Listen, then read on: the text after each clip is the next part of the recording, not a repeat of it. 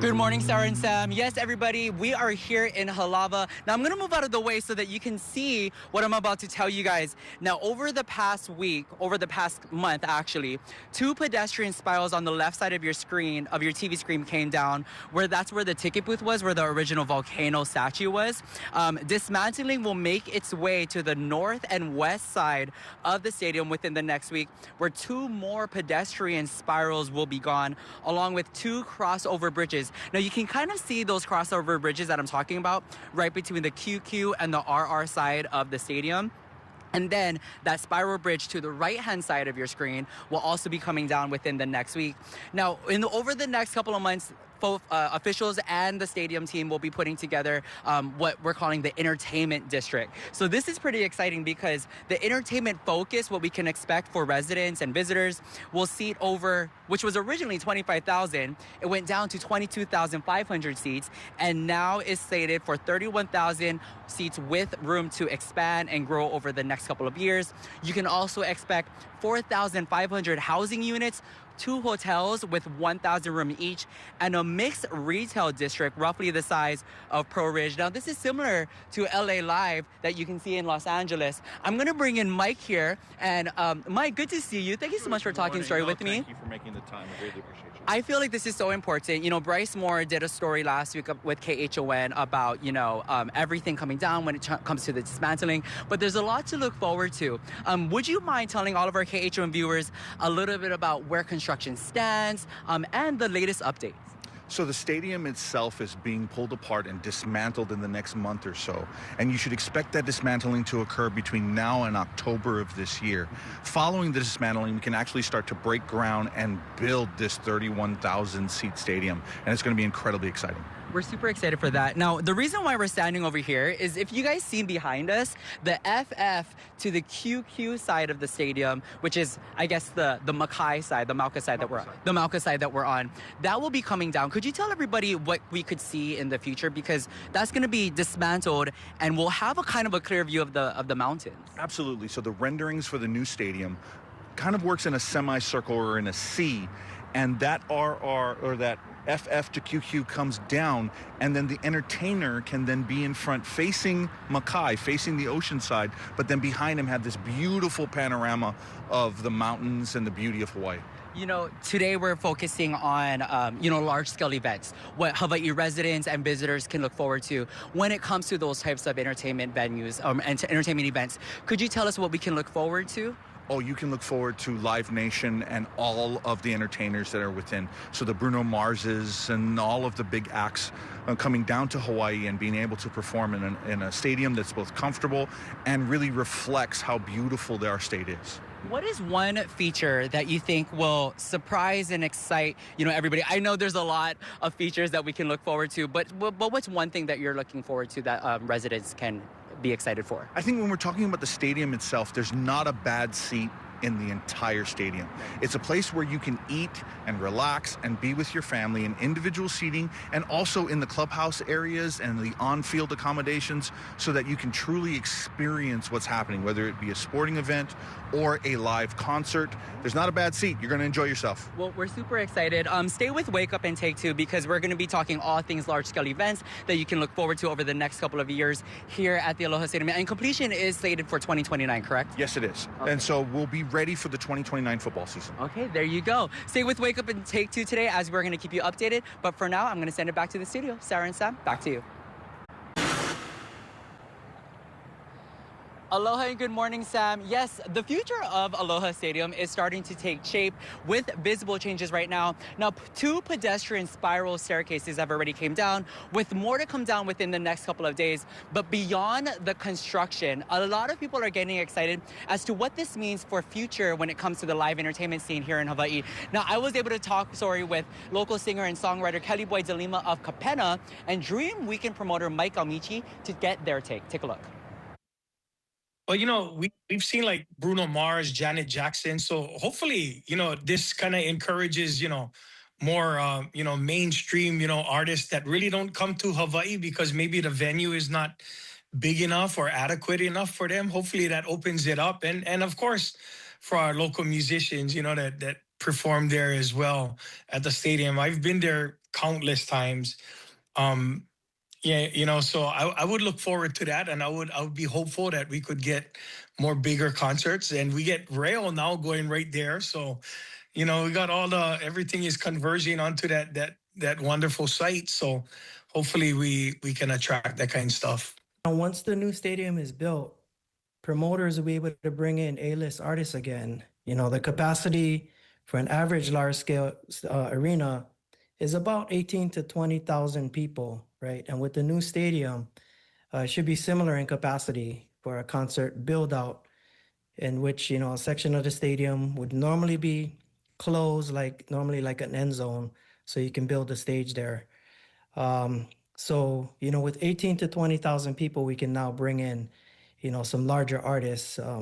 With that said, with our Dream Weekend brand, which we brought in artists like Snoop Dogg, Cardi B, and Usher, would be able to bring in artists of this caliber again.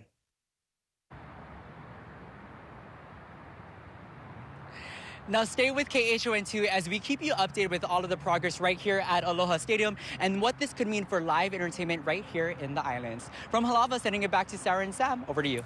All right, mahalo for that, Mikey. Yeah, it's nice. Thank you so much, Sarah and Sam. Yes, everybody, we're here at Aloha Stadium where the dismantling of the current stadium is currently underway. Now, I'm going to step out of your way so that you can look at what we're seeing right here. Now, to the left side of your screen, there were 2 pedestrian spirals that came down within the past couple of weeks or so. Now, the left side of your screen, those pedestrian spirals was where the ticket booth is. So just imagine, when you're walking in, you see all those two spirals. Those are currently gone. Now, if you're making your way to the north side, 2 more spirals will be dismantling over the next couple of weeks. Now, over the next couple of years, we can also see a very cool entertainment district area, which will have 2 hotels with 1,000 rooms each, 4,500 units, and a mixed-use retail district, roughly the size of Pearl Ridge. When renderings first started off, we were at 25,000. It went down to 22,500 seats, and now we're back up to 31,000 with room to expand over the next couple of years. But speaking of over the couple of years, we'll be able to see a lot of great live entertainment, large-scale events to make its way to this new stadium. And here to tell us all about that, I got to bring in Mike. Mike, good to see you. Good to see you. Good morning. When it comes to attracting, large-scale events and more visitors to Hawaii, how could this new stadium help with that? Oh, this new stadium is the attraction for all. It's the mecca for all large-scale events. We're talking, it will be the biggest arena in Honolulu. It'll allow for large acts like the Bruno Marses of the world to come down and perform before a sold-out stadium. How could the economic impacts of, the concerts and festivals and major events have on local businesses here? Oh, it'll be tremendous. So this area is not just the stadium build out, but we'll also be building an entertainment district that allows for a lot of mixed use retail with a lot of local vendors. Also in the stadium itself, a lot of the food and beverages will be from local vendors. And so we expect an enormous amount of economic activity in this region, which will allow for the state to grow and develop and local businesses to thrive. I love that. And speaking of activity, are there plans year-round for year-round destinations for, just not just big events, but for also other activities that families and visitors can attend? Oh, absolutely. So it won't just be the activities in the stadium itself, whether they be sports or large concerts, but the entertainment district will also have a ton of smaller scale activities in that 4,000 to 5,000 visitor type setting, so that local businesses can also take advantage of those opportunities. Okay, great. And looking long term, how do you see this shaping live entertainment in Hawaii for the future?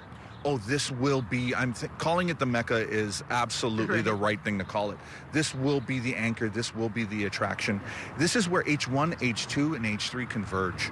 This is where Hawaii really gets the opportunity to show itself off. And we're confident that the entertainment sector will come down and enjoy the amenities. And piggybacking on that entertainment aspect of things, you were telling me something earlier about Live Nation, and all of their modern technology. What will we see in terms of that?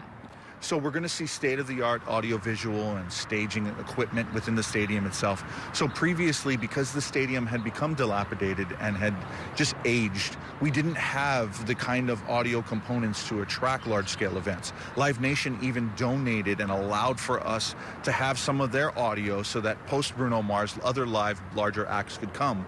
This stadium will have these things on site, and so everyone can come year-round and enjoy Honolulu, Hawaii. Great. You know, there's a lot to look forward to. Make sure you guys log on to our website, kh2.com. Mike, thank you so much for talking story with me. I'm going to send it back to the studio. Sarah and Sam, over to you. All right, mahalo, Mikey. Thank you so much, Sarah and Sam. Yes, as dismantling continues here at the Aloha Stadium, leaders say what comes next could help boost the major economy here in Hawaii. Here to tell us more, I got Mike. Good to see you. Pleasure this morning. Okay, Mike, before we actually get into how this could help Hawaii's economy, let's talk about what's happening behind us. I was telling everybody earlier that a couple spirals came down.